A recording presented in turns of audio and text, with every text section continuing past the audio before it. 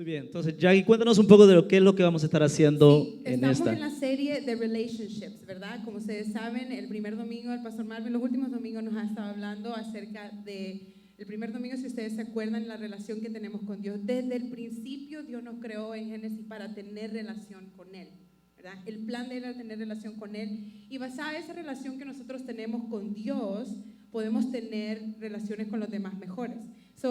Él hablaba, si ustedes se recuerdan, de esa relación vertical que ayuda a esa relación horizontal. Después, el domingo pasado, nos hablaste acerca de Jonathan y David, y hablaba acerca de los amigos, ¿verdad?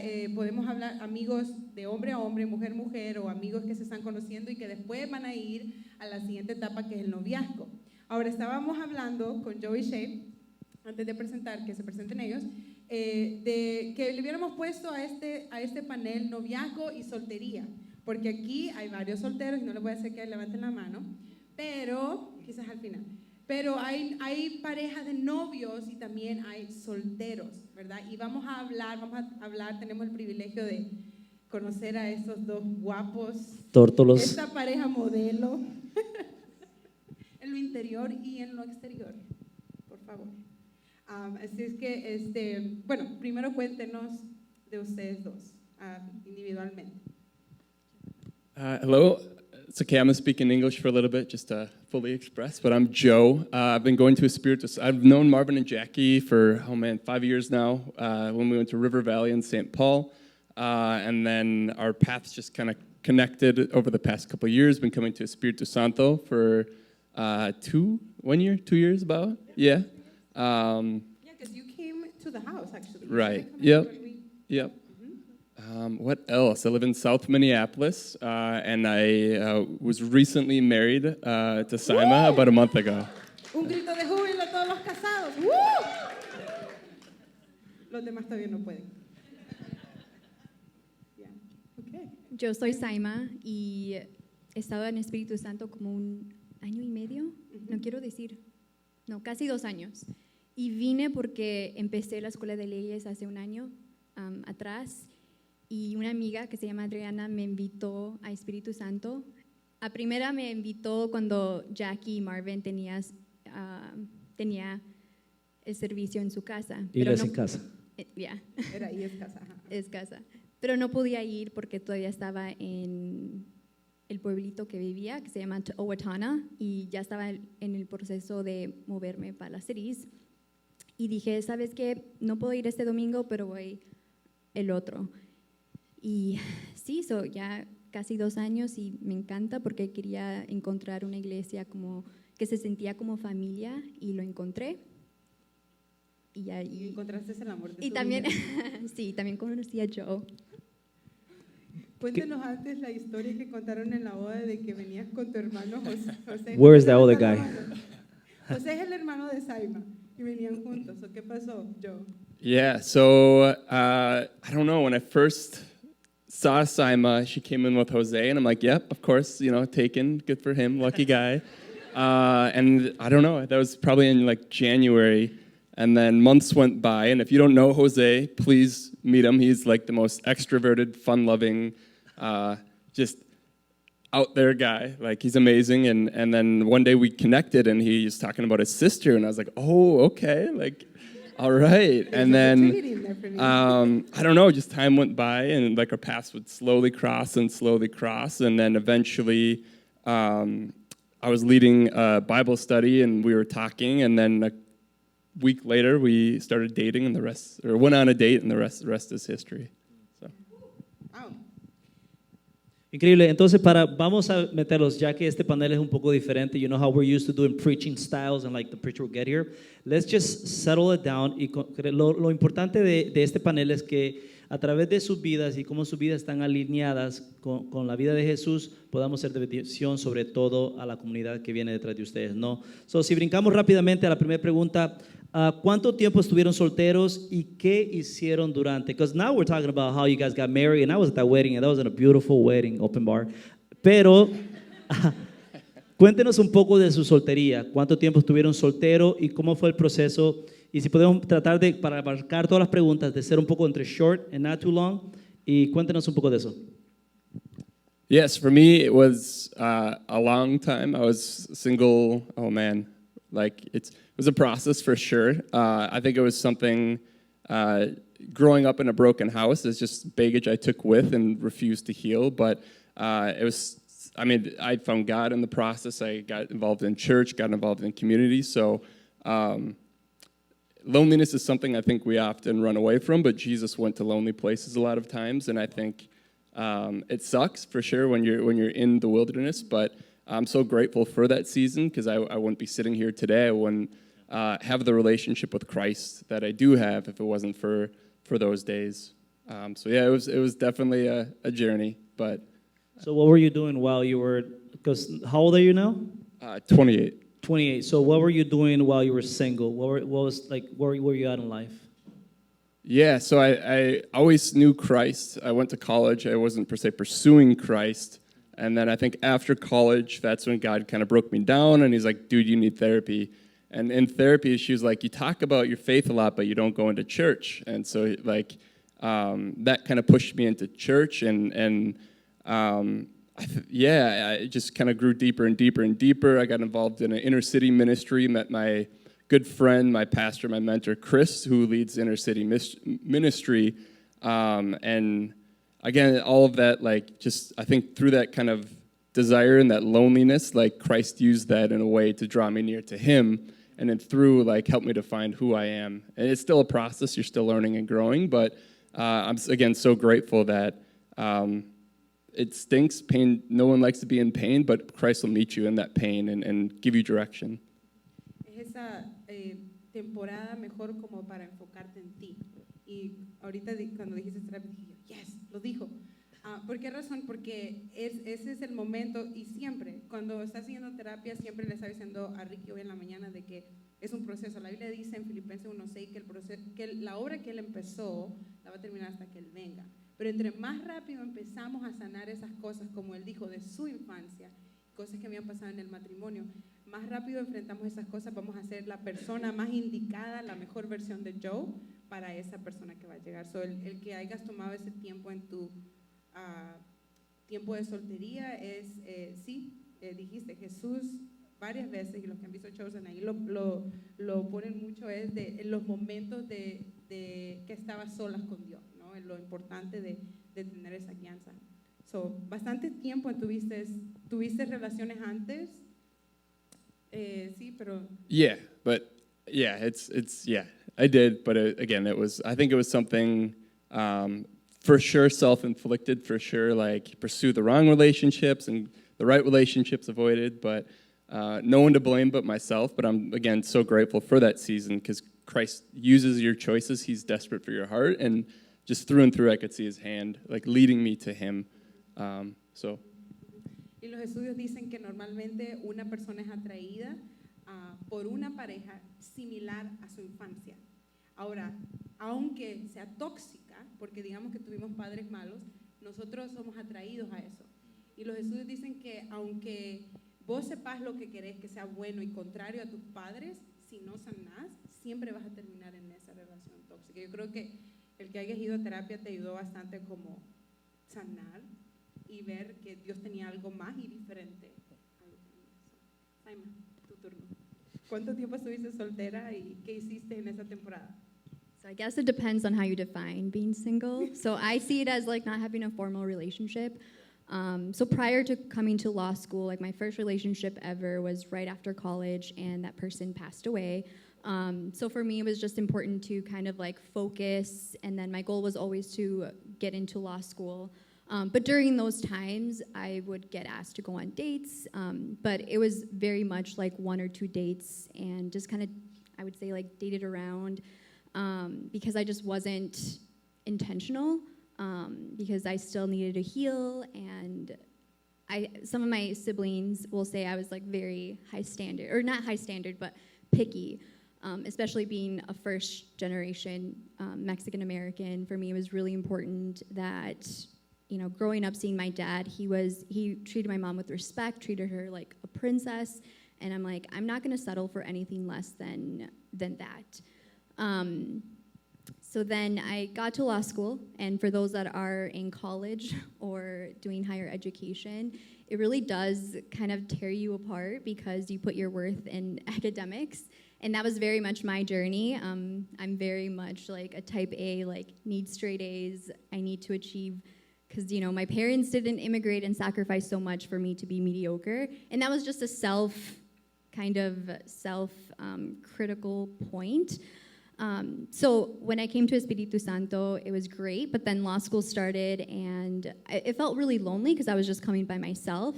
So then I brought my brother with, and that was more comfortable.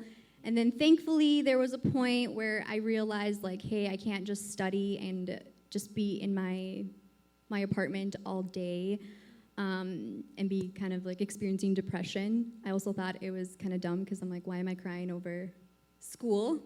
But those that are in school understand, hopefully, what I'm talking about.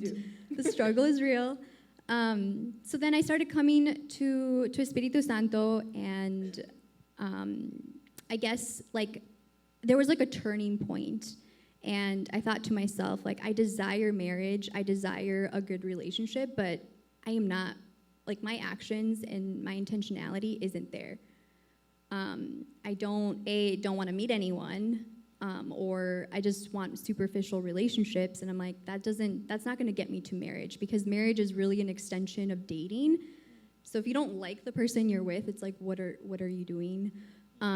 So coming to Espiritu Santo, like seeing Joe, it was like a while until we started talking, mostly because my brother, I knew that he talked to him, and I'm like, oh, you should like mention me, and he never did. So I waited for one Jealousy. I waited for one of the promptings where they asked a random question, like ask your neighbor, I don't know, their favorite color. I don't even know what the question was. I was like, I'll take any chance. And we used that. So it was like every Sunday I was like looking forward to talking to Joe. But in the season of being single, quote unquote, like not having a formal relationship, I just really like put, what do I want from my next relationship? And it was, and I know it sounds really difficult, but it's easy as that, being intentional. If you look at the relationships that you're like, oh, I really want that, it's because you just make a choice, right? It's not gonna come to you. Like, you have to say, like, I want to meet someone that loves God more than they love me. They'll put God first, because I don't want a relationship where I'm like distancing from God and like lessening my faith. Because I've seen that. I've seen couples where I'm like, wow, like you're such a great woman or you're such a great man, but your fire for God has decreased ever since you've been with this person. So I didn't want that. I'm like, no, because I don't want to be part of like that miserable, we all know that couple that you're like, I don't want to, if that's what love is or that's what marriage is, I don't want it. So cutting that stereotype really means that you have to put in the work. And just, I always think of the story of like Ruth and Boaz. So like Ruth wasn't looking for a spouse, she was just helping her mother-in-law out, and it was her compassion or kindness. So just kind of focusing in yourself. And I hate saying that because it's such a cliche. Everyone says that. They're like, work on yourself, but what does that mean? And it really just means like when you're so focused on like building your fire for God, He will take care of the rest. And it's cheesy, but it's true. You just got to trust in His timing, and His timing will come in the time that you're like, wow, this is like God's perfect timing. But it really, like, He will provide, and He will give you, if you have that desire in your heart, He does give you that desire. Obviously, if you don't have a desire for marriage, He's the gentleman. He's not going to be like, here's marriage. But yeah, so I think that was like a really important process for me to go through that season. Como dije al principio, podemos enfocarnos en dos cosas. El soltero, que dijiste que no tiene una relación seria, ¿verdad? Y también en el que está ahorita en una etapa de noviazgo. Y como conocemos, porque, bueno, yo me casé, nos casamos súper jóvenes, No debía ser legal casarse a esa edad. Ilegal. Pero nos casamos, yo tenía 20, vos tenías 23. Entonces, esa parte de poder trabajar en uno, creo que es bien importante porque muchas personas, conozco muchos solteros, incluso yo he dicho esto, como hagan su lista de cómo quieren a esa persona, ¿verdad? Y no quería que se nos pasara esto, pero los solteros, los que no están en una relación ahorita y están como ya quiero estar en eso, no solo se trata de hacer esa lista de esa persona, pero otra vez regresarlo a uno, ¿no? Como yo no puedo pedir algo que yo no tengo, ¿verdad? Yo no puedo estar pidiendo una supermodelo si yo no estoy trabajando, ¿verdad? En mi cuerpo. Yo no puedo pedir una persona que tenga un trabajo bien, que ya tenga toda su estabilidad financiera y yo no estoy trabajando. So, ¿cuáles son las cosas que ustedes le pueden decir como al soltero que no tiene pareja, cómo se puede preparar y al que está en noviazgo, esa etapa? It's a loaded question, I'm sorry. Yeah. So mainly, how can you prepare yourself? That will be for marriage, right? Sure. I mean, if we think of it, marriage is like when we go to heaven, we're married to Christ, right? Marriage ends when we die, and it's a beautiful thing, and it's preparation for marriage with Christ. And I think all relationships, right? The purpose is to draw us into community. We're made for community, and it's so that we can pray for each other, we can push each other towards Christ, we can share in each other's joy, we can share in each other's tears, and I think it's just that, right? Like, pursue Christ, because marriage is a pursuit of Christ.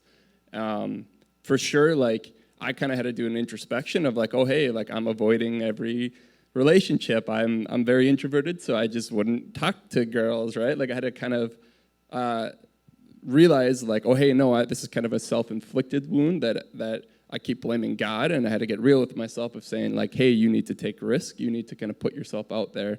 But I, on one hand, there's that. But on the other hand, like, draw near to God, draw near to community, and like, it's a beautiful desire. It's a godly desire. If you desire marriage, whether you are married, you're single, you're in dating, like, that's not a man-made desire. That's a desire God put in you. And so, like, really work with God and just ask yourself, like, what is God doing in my life or asking of me in this season right now, right? Just take that next step, let that next door open. And I guarantee you, as Simon was saying, we don't know God's will. We don't know when it will happen, but I believe it will happen. Like, it's a beautiful thing, and it's a thing God wants for you. So just keep your eyes on Him. Keep walking through the doors He opens. And if you're pursuing Christ, a Christ-focused relationship. ¿Qué podemos hacer ante so the same question, pero we talked about this before. ¿Qué podemos hacer ante las tentaciones del noviazgo o de la soltería? Porque ¿cuáles son las tentaciones? A ver, público. Sexo, antes del matrimonio. Gracias por ser forward. ¿Qué más? Inmadurez. Inmadurez. Diferencias, discusiones, conflictos. So, ¿qué podemos hacer en esa etapa de soltería, sea que tenemos una relación o no, para trabajar esas cosas y cuidarnos de esas cosas? Well, for sure, like, building boundaries. I think oftentimes we tell ourselves, like, no, I'm strong. Like, I'm strong enough. Like, so I can invite, a friend over or my boyfriend over or, situationship, and it'll be fine. Because as long as I'm like, nope, it's good, right? Only things will go as far as I want them to. Or at least, I feel like the enemy, this voice in your head, it's like, you have never, gone that far, so you're fine. But the thing is, like, we have to, like, be real with ourselves and understand that we have weaknesses and flesh desires. And we are going to fall in temptation if we don't put healthy limits or boundaries. So the easy ones, for sure, is if you live alone, don't bring someone up to your apartment, right? Hang out in public spaces like coffee shops. I love working out, so, like, going to the bouldering project or going to the gym, like, going to public spaces. Also time frames, like, when are you hanging out? Are you hanging out, like, at nighttime? right? Like, are you saying like, oh, you know, I'm a homebody, like, I don't really want to go out, like, why don't you just come over and we'll like just cook something together? So it's framed very innocently, but again, it's like that could also lead you into something that you don't want to do. And sex is a beautiful thing, but there's a reason why God, it's like the 2-year-old, right? Parents protect them from things that they really, really want. And it's because the parent knows something more than, they know something that the 2-year-old doesn't, which means safety, right? They want to protect that child. So God doesn't put barriers or limits or tells us don't do this just because he doesn't want us to have fun or enjoy ourselves. He does it because he knows something that we don't. Whether it's your heart, you know, protect your heart at all cost. So if you are, you know, like let's say you are having more than one partner or sleeping or having intimacy with more than one person, you're only hurting yourself. Like think about prior experiences if you've experienced that. Like it doesn't feel good, right? Someone leaving you unread or someone ignoring you. So really this boundary, it's understanding why am I doing this boundary? Am I just doing it to like say, hey guys, I'm a virgin before marriage? Like, are you doing it for that? Or are you saying no because I don't want to be like hurt? And then that hurt becomes trauma that you put onto other people. And then you just frame it as like, well, it's the right thing to do. But ask yourself, be curious. I mean, Jesus asked his disciples, he answered questions with questions. Ask yourself, like, what limits am I going to put to protect my heart? And it's just being real with yourself. Like, what are my weaknesses? What have my past relationships or situationships or dating, etc. look like? And what, because if I keep doing the same thing, you're going to get the same result, right? Even if a guy, like, especially for the women, like, men, you know, like, if they're really nice and they're like, no, like, I really, really like you, and they promise you the world and stuff, and then you just got to be wise and say, yeah, but I still need to protect my heart. Even though, like, maybe you've been dating them for a while and you feel safe, you feel loved, but it's still, like, trusting that there's something that God knows more than I do. Even though everything's telling me it's okay, God knows something more. And I just have to, even though I don't understand it, I just have to say, like, no. So I think there's nothing, I mean, and also, like, other things that you can prepare, like, do the things you enjoy. Like, I really like what Jackie was saying, like, create a list. Don't create a list. Make a list and throw it away, because no one's going to meet your list. But the big things for me was, like, non-negotiables is they have to love Christ. They have to be respectful. And then everything else is just, like, you know, just, like, bonus points. But obviously you can't ask for someone or, like, want someone. You're like, well, I want my person to work out all the time, or I want them to travel a lot, but you don't do it. That seems kind of unfair. And also, like, you can learn new hobbies. Like, I really wanted to get into snowboarding, but I grew up pretty poor, so did not get those chances. But now as an adult, I'm like, oh, okay, I can try to do this. Yo creo que la situación principal es que todos los seres humanos andan buscando un tipo de conexión, ¿no? Cuando la Biblia habla de que creó a Adán y Eva, Dios vio que Adán estaba solo y creó a Eva, ¿no? Entonces todos nosotros que estamos en este cuarto, we want connection. Y muchas veces, porque lo que estamos viendo es que está Dios y está el mundo. And sometimes we tend to misunderstand what connection really looks like, right? We think that intimacy, it's connection. Pero realmente, como estamos aquí en la iglesia, la verdadera manera de conectar con alguien es a través de Cristo primero. Porque muchas veces si conectamos en el ground del mundo, que el mundo ofrece, con todo lo que está sucediendo alrededor del mundo, then the connection tends to be a little weird. Y como vos decís, si andas teniendo relaciones, de repente tenés todos estos traumas psicológicos, and at the end of the day, the only thing you're doing is hurting people, right? Y después andás hablando de cómo los hombres no te aprecian, o viceversa.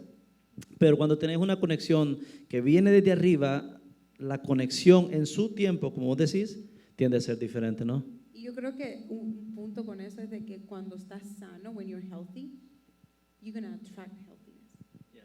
Entonces, ese es el punto de cada uno de nosotros. Somos sanos, vamos a traer lo mismo. Entonces, entre más nosotros somos como una planta, perdón, que llevamos las plantas, les pone abono, da sol, está dando fruto y todo eso. La gente, todo el mundo es atraído a mis plantas porque están hermosas y yo les hablo y les pongo abono y les canto y toda la cosa. Porque el ojo es atraído a lo bueno.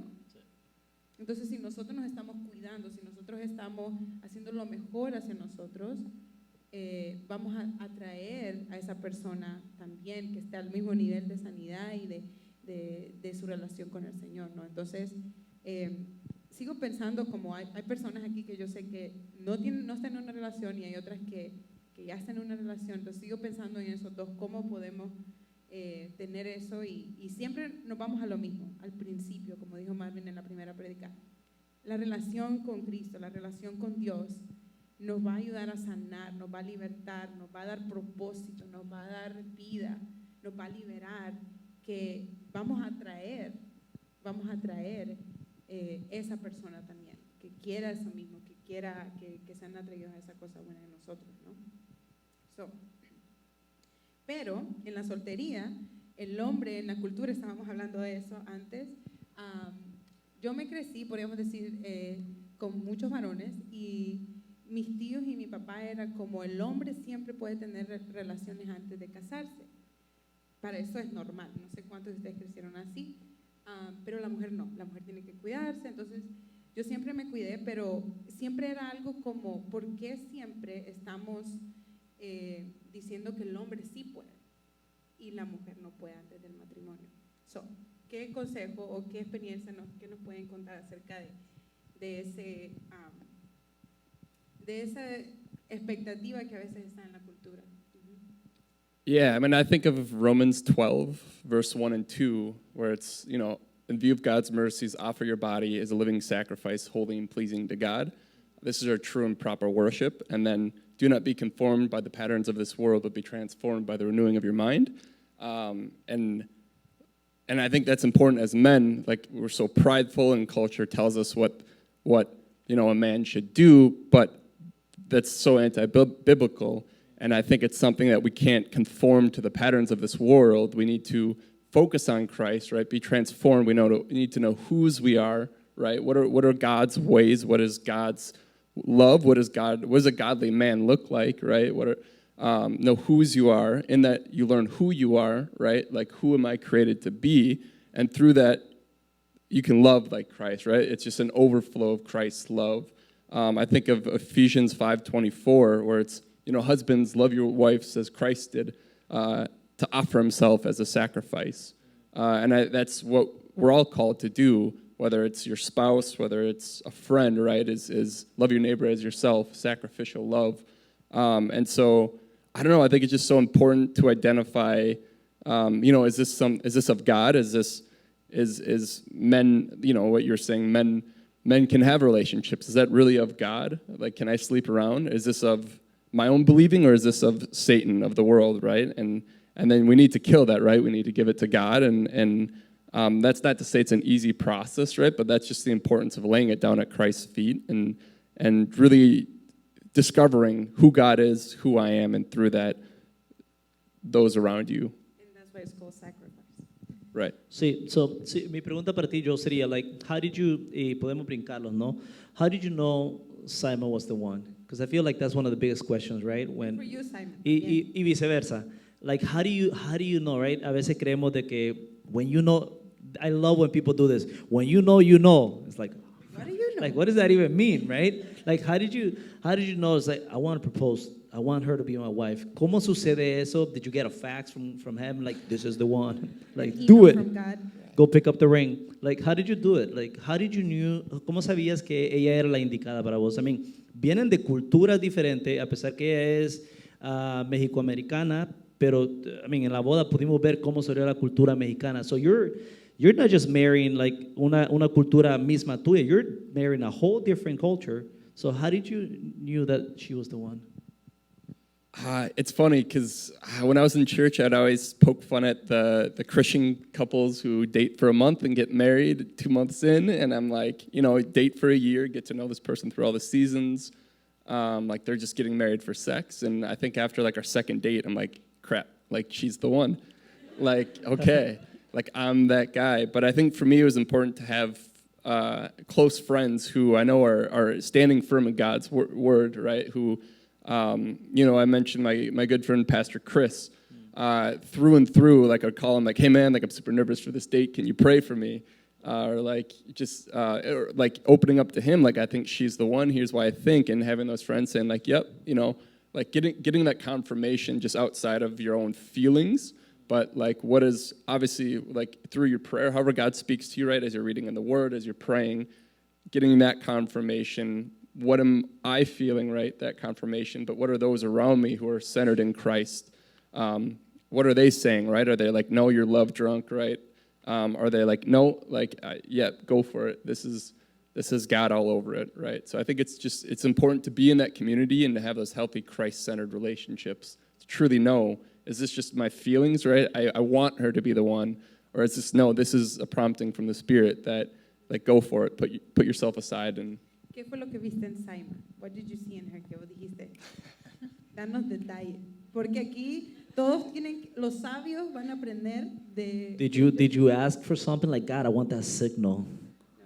No, she's just, I don't know, I think she's just such like a ray of light, like just such a joy to be around, and such just this alluring independence of like kind of operated at her own wavelength, and just like I think everyone who has met and will meet Saima, just the kindness that flows through her, like it's intoxicating, and on top of that, just I don't know, just the way she loves over people and her kindness, and just like it's a joy to be with her. Like we have fun, like it was just whatever we were doing, getting dinner, like it was just enjoyable to be together. Increíble. To me, what got me was the Bible study that she was doing with her family, the love of Christ towards his family. Yeah. Like she said, this girl means business, right? Yeah. I really we still have to do like a talk about that, because I think it's really impressive. Like what you said at first, like somebody who's looking for Christ, somebody who's pursuing God, right? That's the person. That's kind of like the no. What did you say? Carla says the same thing. It's like a non-negotiable. Yeah. Non-negotiable. So, Simon, what did you see? Joe, what were you looking for husband material? So I think like how you know someone's the one is if you're very distant. So I was very like, if I was going on a date, I always kept my distance. I was probably the person that Joe's like, oh my gosh, I do not like those girls, where I didn't really follow up with like another date, or I didn't really want anything other than just like, I just want to like talk, and that's fine. And I didn't really have any deep conversations with people I dated. But with Joe, I caught myself like, I'm like, oh my gosh, I'm like oversharing. Or I can have really nerdy conversations and like hypotheticals. Like I don't feel like myself, like how I have with other people. So I'm like this, I don't know if like, at all, like it's 100%, right? But you're like, I'm 99% sure that this is the person that I want, like I'm meant to be, right? Because I don't like the whole, like, there's only one person in the whole world for you. But it's a choice, and a lot of married people will say, like, loving someone is a choice that you have to make every single day.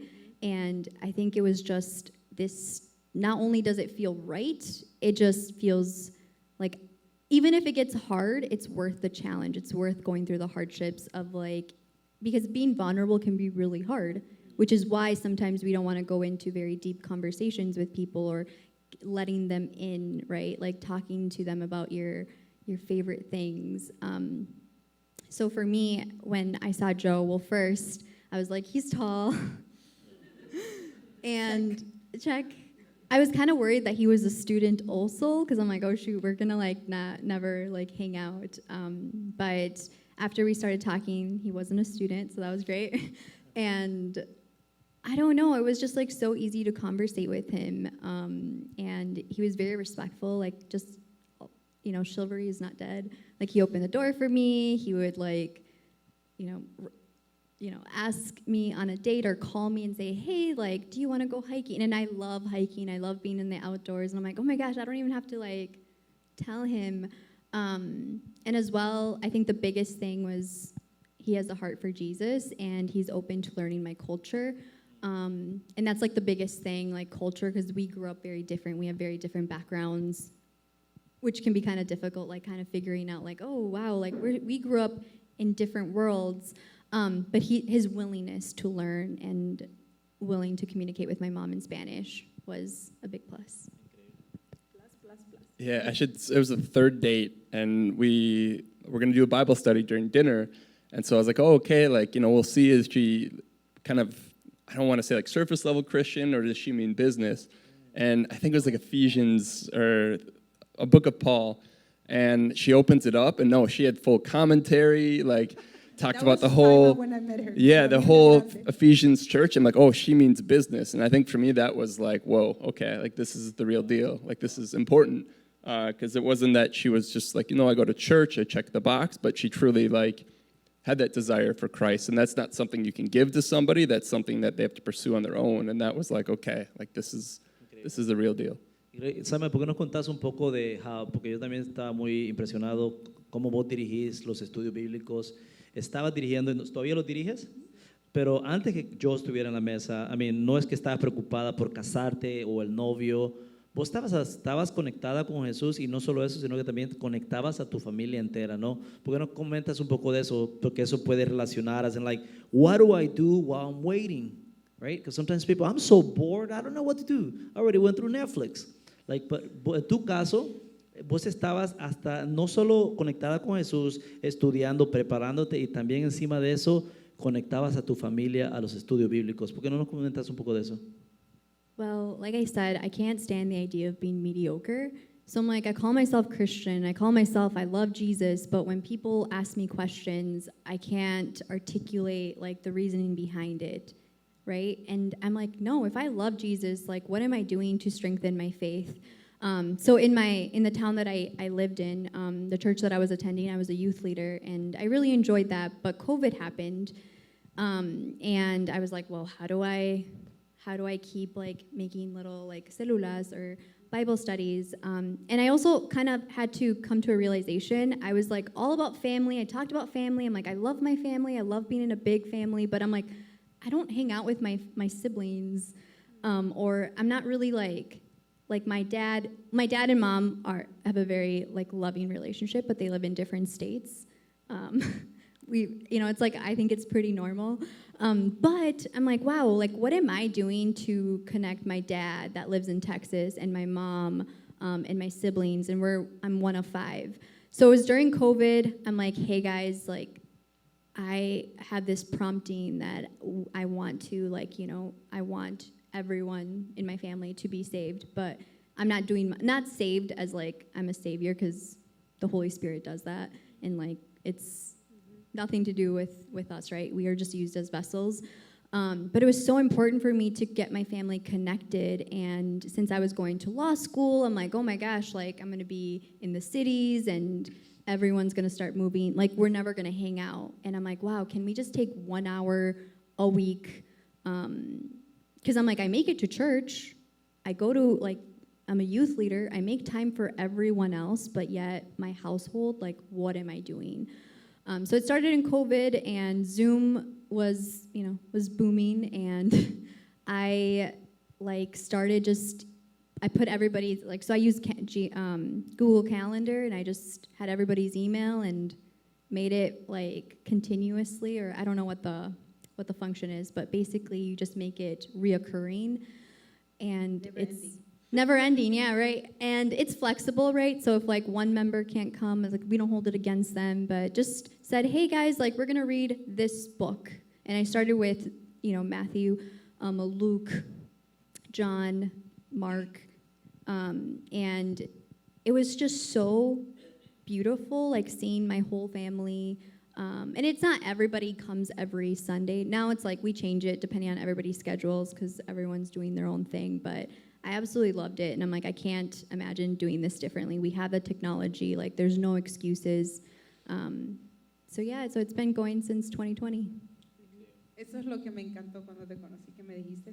Y quiero terminar con esto porque en Génesis 24 encontramos la historia de Abraham, que tiene a Isaac, a su hijo, y se muere su mamá. Entonces dice que Dios me ha dado una promesa a mí, que me voy a multiplicar, que por medio de mi familia y mis descendientes voy a bendecir a todas las naciones de la tierra.